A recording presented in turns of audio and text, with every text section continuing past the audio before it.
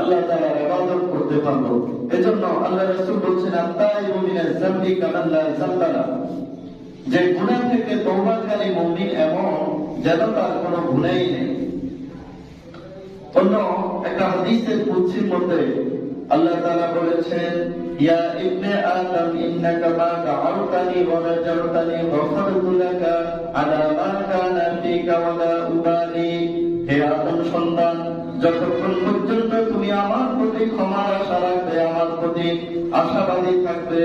ইন্নাকা মা দাআউতানি ওয়া রাজাউতানি, আমাকে ডাকবে ক্ষমার আশা নিয়ে, লা তাইতানি,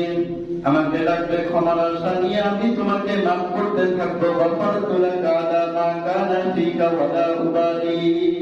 আমি এই ক্ষেত্রে কারো কোনো পরোয়া করি না, যতক্ষণ তুমি আমার প্রতি ক্ষমার আশা রাখবে এবং আমার কাছে ক্ষমা চাইবে, আমি তোমাকে মাফ করে দিব, ওয়া লা উবালি, এই ক্ষেত্রে আমি কারো কোনো পরোয়া করি না। ইয়া ইবনে আদম ইন্নাকা লা আতাইতানি বিকুরাবিল আরদি খাতায়া। হে আদম সন্তান, যদি তুমি জমিন ভরা গুনাহ নিয়ে,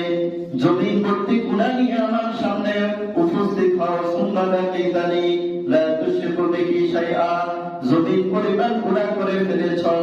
তোমার গুনাহ করতে করতে জমিন পরিপূর্ণ হয়ে গিয়েছে, অতঃপর তুমি আমার সাথে সাক্ষাৎ করেছ এমন অবস্থায় যে তুমি আমার সাথে কাউকে শরীক করো নাই, তাহলে আল্লাহ তাআলা বলেন, আমি জমিন পরিমাণ ক্ষমা নিয়ে তোমার সাথে মিলিত হব। ইয়া ইবনে আদম লাউ বালাগাত যুনুবুকা আনানাস সামা, হে আদম সন্তান, যদি তোমার গুনাহ এই পরিমাণ হয় যে তোমার গুনাহ করতে করতে তোমার গুনাহ আকাশ পরিমাণ পৌঁছে গিয়েছে, লাউ বালাগাত যুনুবুকা আনানাস সামা